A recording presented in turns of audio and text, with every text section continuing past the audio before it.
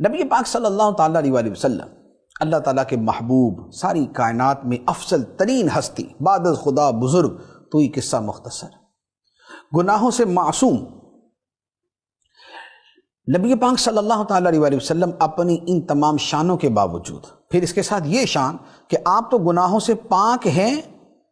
آپ کی شفاعت کی وجہ سے لاکھوں کروڑوں اربوں لوگ جنت میں جائیں گے، جہنم سے نجات پائیں گے، یہ آپ کی شان ہے۔ لیکن اس کے باوجود سرکار دو عالم صلی اللہ تعالیٰ علیہ وسلم ارشاد فرماتے ہیں، یا ایھا الناس توبوا الی اللہ، اے لوگو اللہ کی طرف توبہ کرو، اللہ کی طرف توبہ کرو، واستغفروا،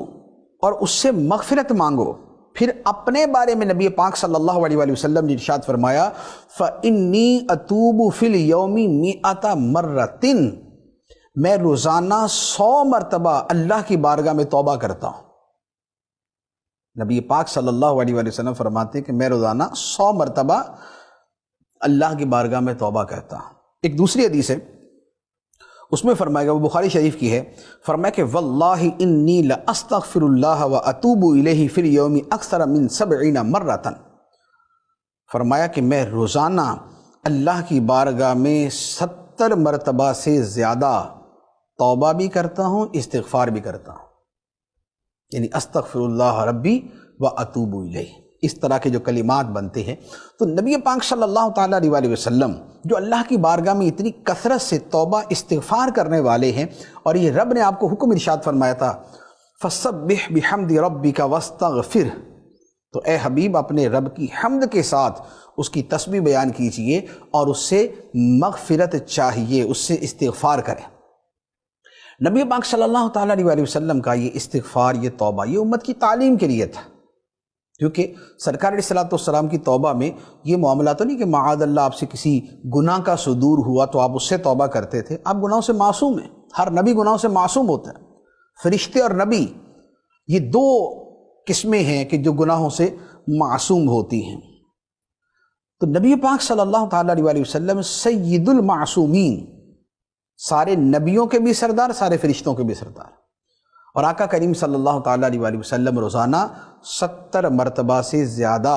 اللہ کی بارگاہ میں توبہ اور استغفار کیا کرتے تھے، اور دوسری جو مسلم کی روایت ہے اس کے مطابق 100 مرتبہ۔ اور یہ کیوں؟ ہماری تعلیم کے لیے، ہمیں سکھانے کے لیے کہ جب وہ معصوم ہو کر توبہ استغفار کرتے ہیں تو ہم گناہ گار، ہمیں تو زیادہ اللہ کی بارگاہ میں توبہ کرنی چاہیے،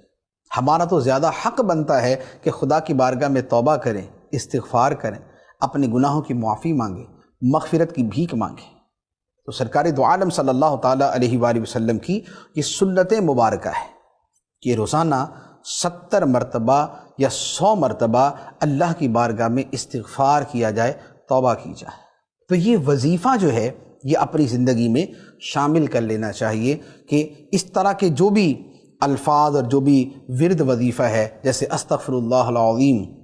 واتوب الیہ، یا استغفر اللہ ربی من کل ذنب واتوب الیہ، اس طرح کے الفاظ، مختلف الفاظ ہیں، تو انہیں 70 مرتبہ یا 100 مرتبہ پڑھنا اپنے معمولات میں شامل کر لیں۔ اسی لیے جو اولیاء کرام کے سلسلے ہیں،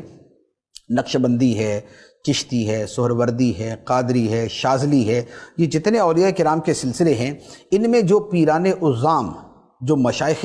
کرام ہیں، وہ اپنے مریدوں کو جو اوراد و وظائف بتاتے ہیں اس میں توبہ اور استغفار ضرور ہوتا ہے۔